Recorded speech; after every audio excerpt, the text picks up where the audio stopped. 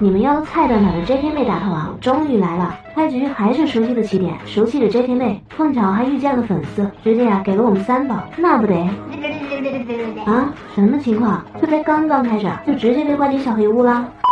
我刚才纯属意外 ，JK 妹开始追逐了，我们滚动好了直接跑，我可不想让这恐怖的 JK 妹追上来啊！这边有栅栏，我们看准时间直接跳过去。前面基本上没有什么障碍了，但是也一定不能松懈。看有个 JK 妹在我们旁边，直接抱起她，给她一个超级击落。前面有加速鞋，不拿白不拿。这里的蛋白锤一定要注意一下走位，如果可以，我们可以走这里的近路。前面这里保险起见可以靠扑一下，然后再利用我们的走位躲避这里的嫌疑阵。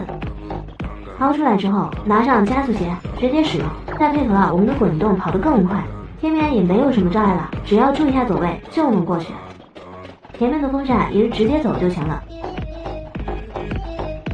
这里虽然说拿到了箱子，又踩到了弹板，似乎也并没有什么作用，但是这个箱子一定不要用，留到最后可能还有更重要的作用。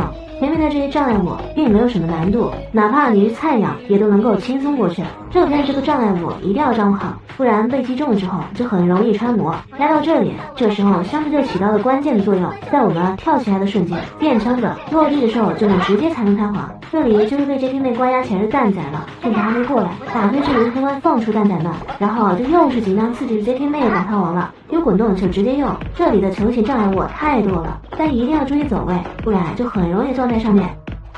超出球形区域之后，后面呢就非常简单了，基本上就没有什么难度，但一定要注意这里的齿轮，转动的速度非常快，手里有3个就能掌握一下尺度，然后再依靠齿轮的惯性，这样就能过来了。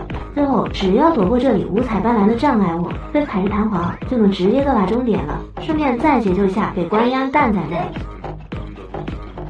哎，不是，可恶的这个 JK 妹竟然把我第一给抢了。